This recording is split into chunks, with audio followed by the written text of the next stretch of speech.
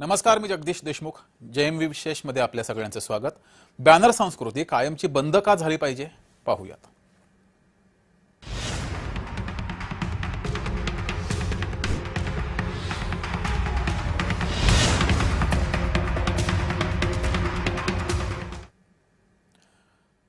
आपल्या शहरांना सर्वात जास्त विद्रूप कुठली गोष्ट करत असेल तर ती म्हणजे राजकीय पक्षांचे बॅनर.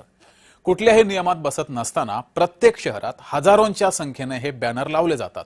मात्र आता त्यांचा दुष्परिणाम फक्त विद्रुपीकरणापर्यंत न राहता हे बॅनर आता नागरिकांच्या जीवावर बेतू लागलेत. ठाण्यातील एक ताजी घटना पाहून तर तीव्र संताप व्यक्त होतोय. ठाणे पश्चिमेकडील 3 हात नाका परिसरात एका दुचाकीवर बॅनर कोसळलं. सुदैवानं मोठा अनर्थ टळलाय, कारण दुचाकीस्वार आणि त्याच्या मागे बसलेल्या महिलेचं नशीब चांगलं होतं. त्यामुळे दुचाकीस्वाराचा तोल गेला नाही. तसंच दुसरं कुठलं वाहन त्या दुचाकीवर आदळलं नाही. शिवप्रताप सेना या संघटनेच्या कार्यकर्त्यांनी हे बॅनर एका पादचारी पुलावर लावलं होतं. परवानगी तर नव्हतीच, शिवाय अतिशय ढिसाळपणे बॅनर लावल्यानं वारा आल्यावर ते खाली कोसळलं. या घटनेतील दोषी शिवप्रताप संघटना असली तरी सर्व पक्ष या बाबतीमध्ये दोषी आहेत.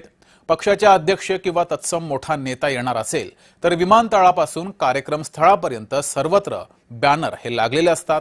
महापालिका वर्षातून एकदा थातूरमातूर कारवाई करते, पण प्रशासकीय कारवाईला घाबरून एकाही पालिकेचा आयुक्त या विषयामध्ये हात घालत नाहीये. ठाण्याच्या ताज्या घटनेवरून तरी राजकीय पक्षांनी बोध घेऊन ही बॅनर संस्कृती कायमची बंद केली पाहिजे, अशी जय महाराष्ट्रची स्पष्ट भूमिका आहे. दरम्यान शिवप्रताप सेनेचे अध्यक्ष सुनील चौधरी यांनी जाहीर दिलगिरी व्यक्त केली आहे, ती पाहूयात. माजी कार्यकर्त्याकडून लावण्यात आलेल्या बॅनरपैकी एक बॅनर अचानक खाली पडून एका महिलेच्या अंगावर पडण्याची दुर्दैवी घटना घडली. ह्या घटनेमुळे त्यांना झालेल्या त्रासाबद्दल मी मनपूर्वक दिलगिरी व्यक्त करतो आणि त्याची मनापासून माफी मागतो. कोणालाही इजा पोचवण्याचं किंवा गैरसोय निर्माण करण्याचा आमचा कोणताही हेतू नव्हता. ही घटना अत्यंत दुर्दैवी आणि अनपेक्षित होती.